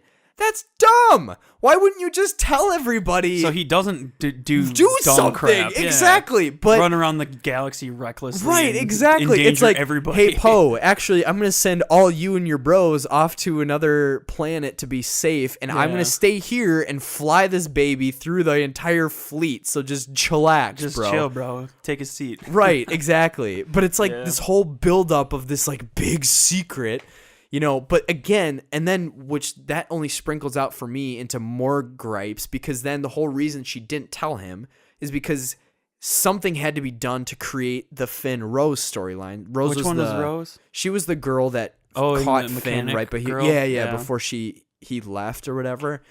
That whole her not telling Poe, hey, this is actually what's going on, literally was just a director writer decision, a horrible decision to force something to happen so that Poe had to send Finn and Rose to find this coder guy who ends up being a bad dude anyway. Was he even the actual coder? No, I don't know. I don't think he was.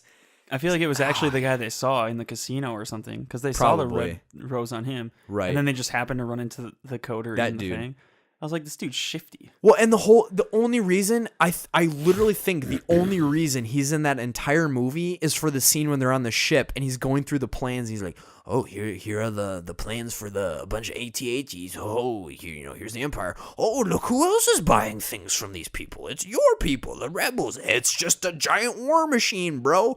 Literally his whole character was there's no created. bad and evil anymore. It's all gray morality. Yeah, which the whole point of Star Wars has been kind of like there's a clear good guy and a clear bad guy. Well, so this is the thing.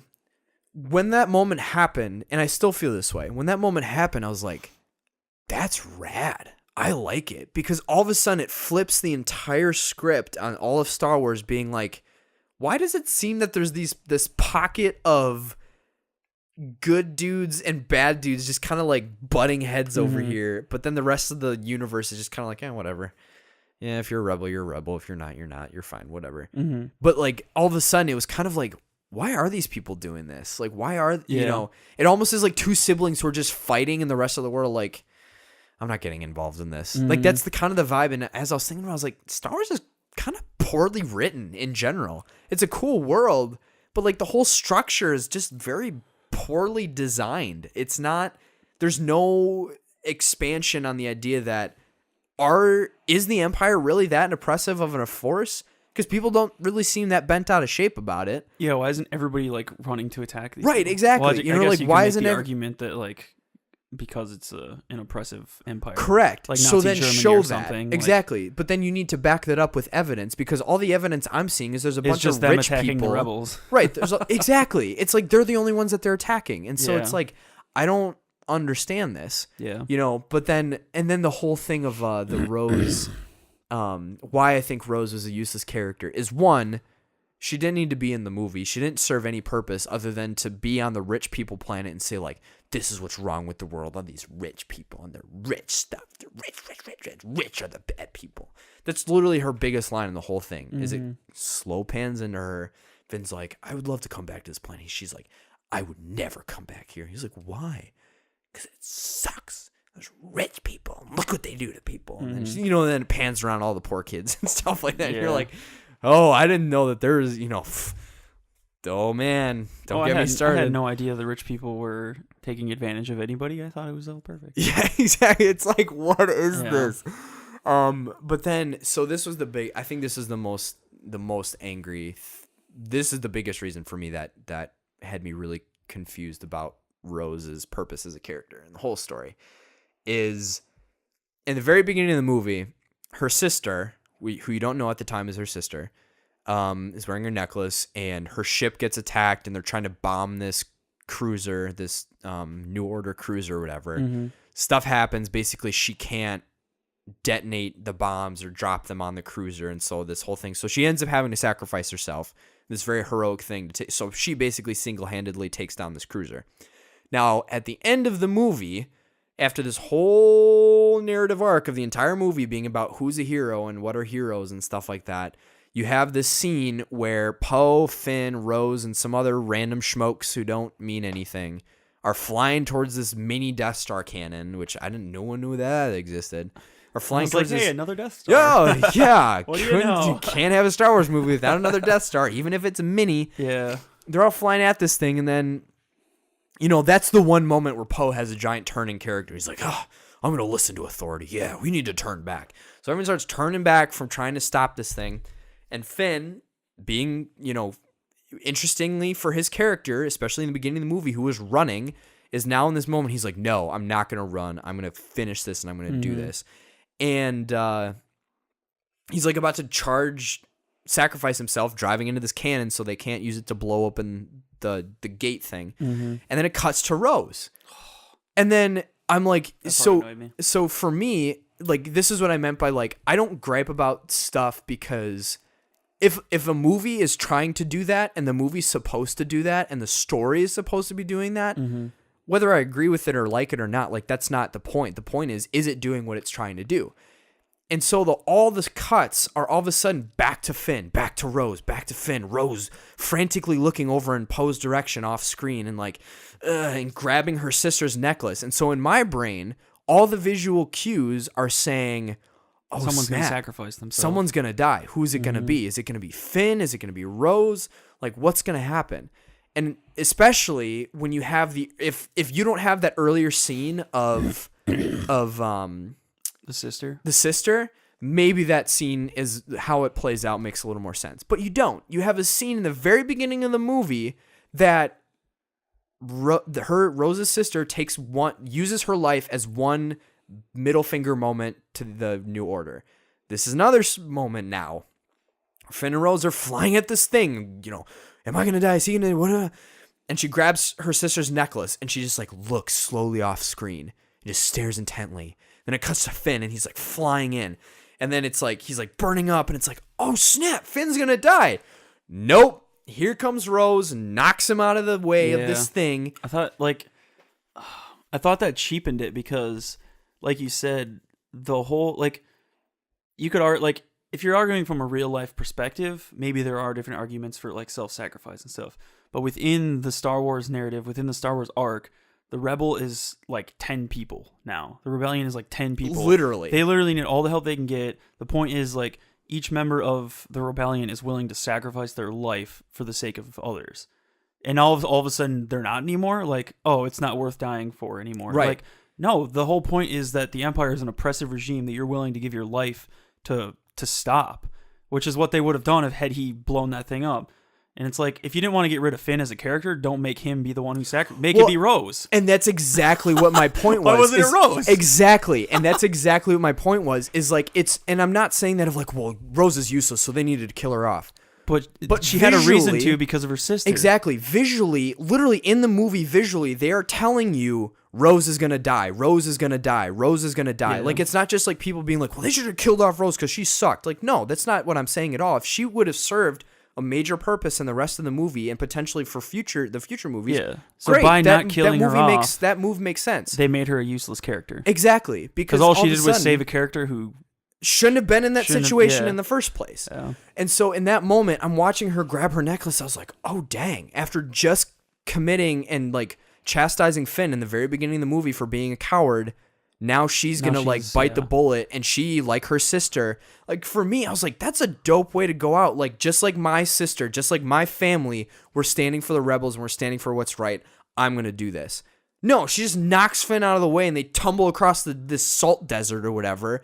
And what was her reason again? Something She's about like we have to beat him with love.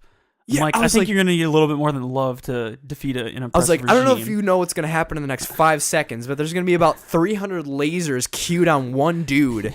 They're not gonna be love versus mini Death Star doesn't really equate. Right. And so then the two big things. So even in that isolated moment, these were the other two things that just carried it further, that made that whole section just like terrible.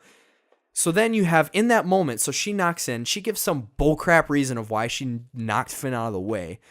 And somehow, with literally like 20 snowwalkers, I mean, from the Hoth days, 20 walkers lined across this thing, a mini Death Star cannon about to punch a hole in this wall, Finn and Rose just kind of waddle back to the cave and are like, no one vaporized them. Yeah, some like general, and one of the things like, hey, there's 2 people out there. You should why don't you go nab them? Like, exactly. Hey, can we take a quick shot at these folks? Just get them out of here. Like, to me, all logic just disappeared, and it was like, and this was the worst part of it though. Again, the whole movie is telling you things, and like a movie, if people listen and watch closely to movies are telling you things. That's why a good movie is good and a bad movie is bad. Foreshadowing and whatnot. Right. And so sometimes to subvert what is being foreshadowed or like what is being projected as to come is totally an artistic and narrative choice to give an effect. Again, sometimes it's good, sometimes it's bad, and depending on how it's executed. This was one of those moments, just as they were telegraphing that Rose is probably going to die, Rose is going to make the heroic sacrifice.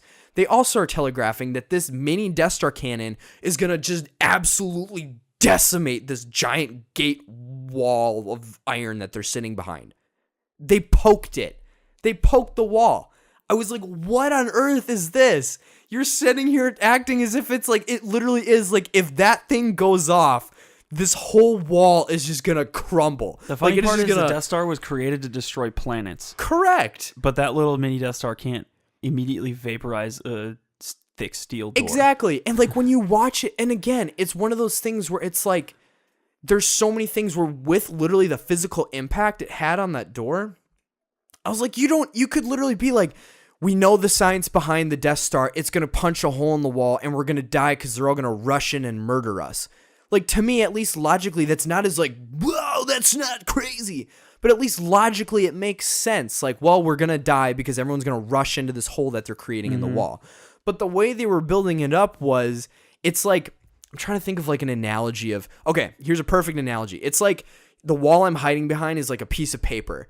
And I'm building up that like, he's pulling his fist back. His fist is it's just gonna fly through this piece of paper and it's just gonna tear in half and it's gonna be wide open. And it'd be like if all this and like there's all this stuff going in and Zach's gonna try and knock Phil's hand out of the way, but he can't and he doesn't. Ah, here it comes! And his finger just like goes through the paper and he pulls it back and it's like there's just like a little hole in the paper. Yep. And instead of this giant crack, instead of being the paper ripped in two, it's just this little like beep, and that's it. It was just like, that's what all the fretting was about. Yeah, like that's what like we that were did jack squat. That did nothing. Yeah, and it was that moment that then sent me through the entire rest of the movie beforehand, just being like, why did that happen? Yeah, why did they? And just realizing, oh my gosh, this was terribly made. Like, it was just terribly written. Nothing was cohesive and made sense. Stuff was just put into place because it had to happen. So someone had to say something about race parents this movie or people were going to explode. Like, but then everyone's mad because of what he said, and I just couldn't. Exactly. And then you do stuff with the Snoke, and Snoke doesn't make any sense. And even as you were describing that scene and how in that moment, I'm like, oh my gosh, so like, he's going to kill him. Oh my God. At the same time, I'm also, it just, the logic part of my brain is starting to go off more in movies, and I think that's why I'm becoming more cynical of big budget Hollywood films. I rewatched Wonder Woman, and that happened to me. Yeah, I'm like, kind of it's afraid. good, but then like when you get to the part where she's fighting, what's his name? Athens or whatever the frick god of whatever. God of War. Yeah, Ares. She's fighting him. Oh no! And there's a scene where the guy goes into the sky and he blows up. Yeah, and yeah. like you can see the motivation behind the character, but like the whole dialogue and the way it plays out is just hilarious the second time because he's like saying stuff. He's like, oh, and like, she can't hear him. No, well that part's part, but rough, then when too. her and Ares are like arguing and he's Yeah, like yeah. trying to convince her, and she's like, "Well, I believe in love," and he's like, "Then I will destroy you." And like I was watching it with Evan and her family, and we all just bust a gut.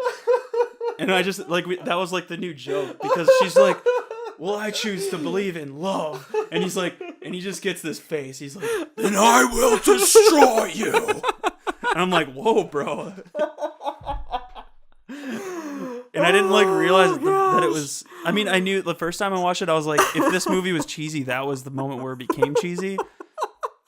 And it sucks because the rest of the movie is like Is really good. Yeah, but then when it gets to that point, you're like, it's like the same idea. They didn't bring it where it was supposed to go. Exactly. Because like that is like the idea of the movie of like what changed Wonder Woman's mind about humanity was she saw his ability to sacrifice his own life for the sake of other people and saw, well, maybe they're not all bad. Right. But then she translates that into, well, I believe in love because I loved this one guy. It's like, that's not exactly what you told us. Right. Like, you're telling us that humanity is capable of doing something good, but that doesn't just mean you believe in love. Well, like, the whole... it's like, and right. then I will destroy you. That's the funniest thing I've ever heard. It's really funny. Oh my gosh, I'll need to go back and watch it. But that's to me, that's exactly the thing, is they don't know what they're trying to say. Because if I'm looking at it, to me, what made Wonder Woman so good is the whole movie is about perspective and perception. Yeah. She's obsessed when she's a little girl with war. She's like, I want to fight. I want to do war. I want to kill stuff. Yeah. And then all of a sudden, war comes to her home, and people die, and people she loves die, and she's like, oh, snap. This is not what I thought it was. We need to stop it. And so then she get, same thing. Humans are bad. Humans are bad. Humans only do this. Oh, well, not all humans are bad. I met this guy. I met his crew. I met other people. There's other people I care about. Like, her perspective changed. But to just give that, I mean, I hate to say it, but just that hippie SJW, like, well, I believe in love. Yeah, it was crap. Like, all you had to do was change the dialogue a little bit to be like, I believe in humanity's goodness or something. Yeah, like, even just say, like, everything is not what it seems.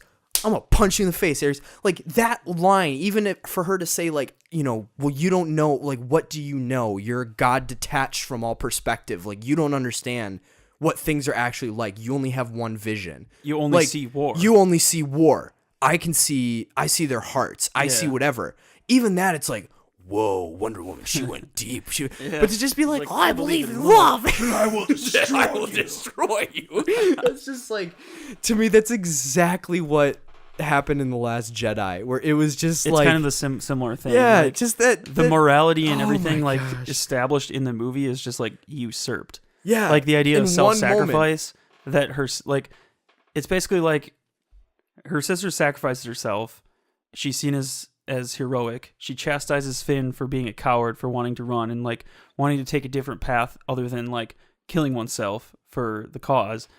And then she does the exact same thing instead of sacrificing herself, which is what she had previously, or letting Finn sacrifice himself.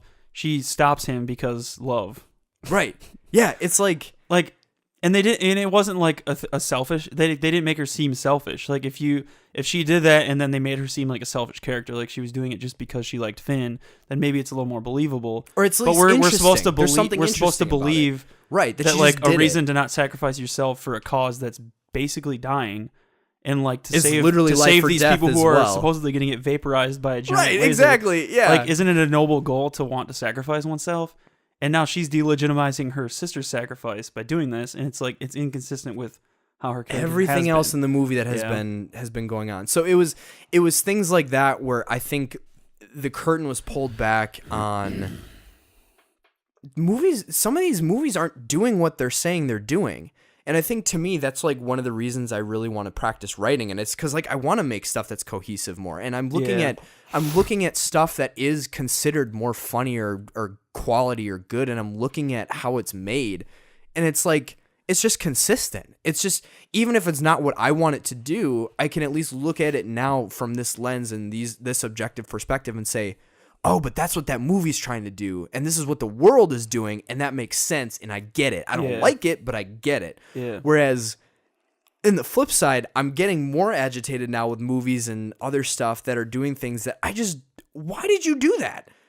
I think it's Pixar, actually. Pixar has a rule in writing. They have like a whole list that you can find on Google where it's what makes stories interesting and what makes good stories. Mm-hmm. One of the number one rules from Pixar of like good writing is trouble...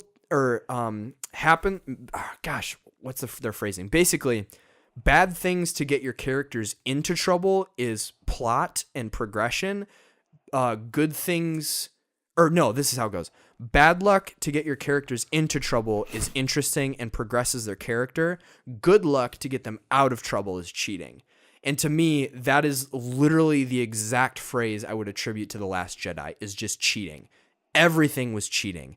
There were so many moments where stuff just didn't happen or didn't have consequence because we can't end the movie here. Or, well, this person can't do this. Well, I don't know what we're going to do with this instead. There were just things that willy-nilly there were too many get-out-of-jail-free cards. they would put themselves into a situation where it's like, no, we're screwed. There's absolutely no way. But then From that immediately perspective, after, oh, then maybe but like, Luke here they should go. have died. Exactly. Like, See, I liked the phasing thing because it was like a massive troll, and it kind of like divided, what's his name, Kylo Ren's character even more, because like he didn't get the satisfaction of killing Luke, but at the same time, it's like he still died.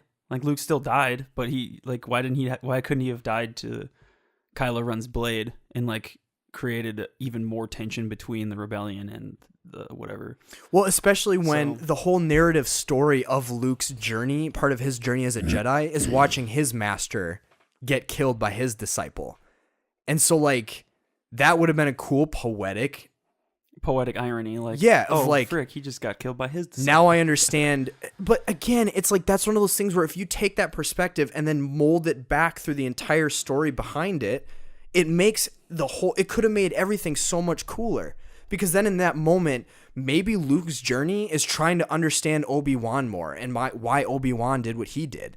Because if you think about it, Luke just found this old dude in the desert and they started doing stuff, and they're like, oh, there's these droids, and oh, now we're going to go learn about light swords and, giant bear men and stuff like that. Yeah.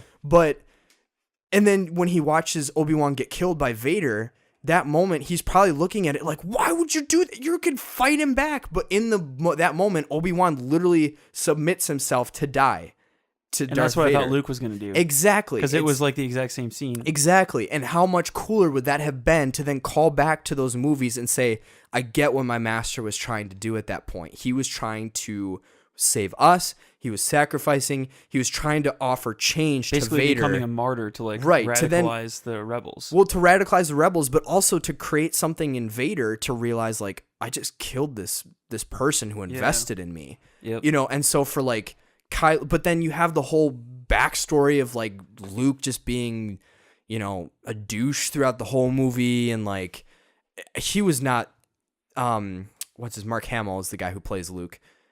I was watching interviews where he really didn't like. No, yeah, I don't think he liked. He was the pretty way pissed, Luke went. and I think originally I was like, man, I don't know. I think he did fine, but whatever. But as like I said, as my perspective, and I've been mulling over it more, he's absolutely right. This movie was not an actual Star Wars movie, and I think Luke was not correct. I think that people had in general, it seems people have not been happy with this movie. Yeah. At first, it seemed like critical reception was going to be good. But I don't know what critics are saying, what Rotten Tomato is, but I think critics were giving it high praise, but fans were just pissed.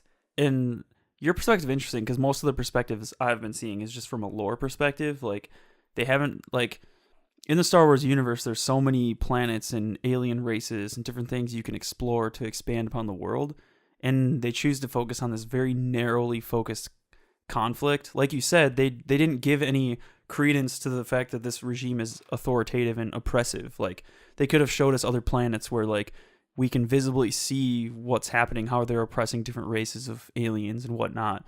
And like I think people are mad that they're focusing too much on like this little band of rebels and this oppressive quote unquote regime. Exactly. And they're not like expanding on the actual lore of the universe. They're just copping out and creating this like little narrative of like little snippets of like, oh hey, that's Luke, oh hey, that's this, oh hey, and Star Wars fans are like, we don't get care it. that we you know. yeah, we already saw it in the first one you made that was a rehash of number 4, right? Like, Basically, give us verbatim. actual universe expansion. Show us the overreaching oppressive like force that is this thing that you are implying it is. Yeah, because if Snoke is as powerful as he is, he's probably got his hands in like every corner of the universe. So like, why can't we see some of that? Why can't we see like death and destruction coming at the hands of them?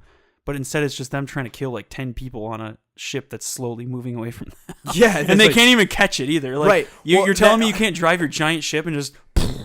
Right. Well, and that's the whole, like, literally when you think about it, and I want to address what you said because I think that's really, really interesting and I have some thoughts. But to speak specifically, we can wrap up soon. I don't want to go too long. My bladder's speaking. Sure.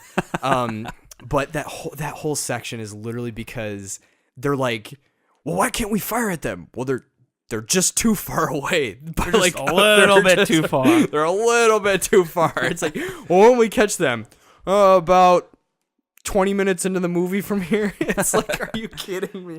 Like, But you're an extremely vast, rich, powerful, oppressive force, and you and can't, drive your this ship little 20 minutes forward.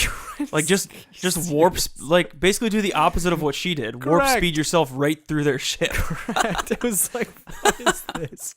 Or like, better yet, call somebody. Like, Yeah, like, if hey, you're this we're a little tied up here. You want to come down here and destroy this ship for It was us? like, apparently all the rest of the New Order are like chilling in Cancun, whatever planet that happens to be on, and like on vacation, and this is the only crew that's available. But speaking specifically to what you said, I think the reason my critiques didn't dive too deeply into the lore of the extended Star Wars universe is, I think, for that exact logic I was mentioning earlier, which is, what are they trying to do with these movies? What is the movie trying to do? And I think it's different that's perspectives. I understand your perspective, but I think a lot of the critiques I've seen have been from like lore that perspectives. Side. So. I think, to me personally, and I know people disagree with this, I think to me personally, it's unfair to do that to any movie or any franchise or any thing that might have multiple expanded content, because that thing isn't the same as that other thing. And they might draw from each other and they might pull from each other, but at the end of the day, what is that thing trying to do? And so for me, it's semi-valid. It's a valid critique of, like, yeah, show this expanded universe stuff, but I don't think it's fair, because that's asking like an incredibly sized breadth of knowledge and stuff like that. However, I think my critique of this movie is, just make it interesting. Like, there's so many, even the Finn Rose plot, you know, it would have been more interesting instead of running into this old character that's basically like, I think there's this dude on this one planet who knows how to break into stuff, versus like the whole hologram scene with whatever Maze or whatever her name is. Like, literally, she pops into the movie for 30 seconds as she's like fighting something apparently, and she literally just says, there's a code breaker on this planet. Gotta go. And then they're like, oh, well, I guess we're going to get the code breaker. Yeah. In my brain, because I just thought of this right now, you would have been so much cooler, especially because you can get rid of the whole code breaker guy, because he's useless. His whole point is basically to say that, like, you're selling stuff to, and it could even launch into the next movie. Finn and Rose, they're like, okay, we intercepted the information of an arms deal that's going down between the New Order and some rich guy on this rich planet who's one of the major sellers or whatever. If you go there and you intercept, we can get tech that will blow through all their stuff, or at least has an encryption code that's embedded in that piece of weaponry that we can extract from that and use that to disable their systems or whatever. Got it. We're going to go. Through that whole journey, then, they get to see what happens to these rich people who are apparently selling all this stuff. They maybe interact with this dude. Maybe when they interact with the dude, he asks, like, oh, are you New Order or are you Rebels? And they're like, what? And he's like, yeah, like, are you New Order or are you Rebels? Like, who am I selling to? And they're like, what do you mean? So then when they go back to the Rebels, they're a little like, hey, Leia, why are we buying stuff from the same people who are, arming the New Order? And because then at least it gives some kind of clash maybe in the Rebels even of, are we actually fighting this or are we just feeding the machine? Instead of this offhanded, shallow anti-war comment of like, well, everyone's fueling the machine. Who cares? Like, they're still fighting, and they're still going to be fighting for another 4 movies. Like, it's just, I'm just so wound because there's so many missed opportunities. There's so many things they could have done to make it so much better, but they just blew it all. I think the problem is that because it's Star Wars, they're trying to do things like everything seems epic, everything's on a grand scale, and yet they're focusing so singularly on one little like problem. And other than watching like the past 6 movies, like, why are we to believe, like you said before, why are we to believe that this force is so oppressive? And I think doing like what you said, where they find out about something that might be a conspiracy and they go to another planet and they find out something, and it's kind of like they find out more information, and it's more singularly focused story on like small things that happen that eventually reveal like this larger vast conspiracy. And you're like, it builds the narrative of like, wow, this is a really complex scenario that's playing out here. And instead we get like the assumption that it's complex, and then everything kind of flows from that, and it ends up being like really oddly like grand in scale, but also not pointless, grand at all. like useless. Yeah, everything's It's just kind of the pointless. Star Wars set pieces. Well, there's still people fighting, and well, there's still people who shouldn't die because they're key to the plot. And well, we still got to prolong this movie for another 2 hours because Disney has a quota to meet. Just stuff like that I don't get it. And so I think it was funny because at least when Zach and I initially talked to Chris about it, I was more apprehensive to be negative towards it because I was like, oh, it was still cool. But now that I've been thinking about it, like they blew it. Like they just utterly blew it, and they missed so many opportunities to do really, really, really cool things. Mm-hmm. And it just makes me beg the question, like, why do these directors get paid what they get paid to write these movies? They're not good.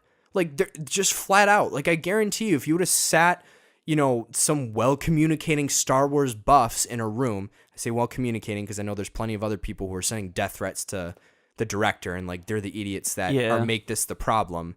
But some of the people who are in the fan base or the community who know everything about everything, and you give them maybe an experienced writer to constrain some of it or direct it, at least that spawns some ideas.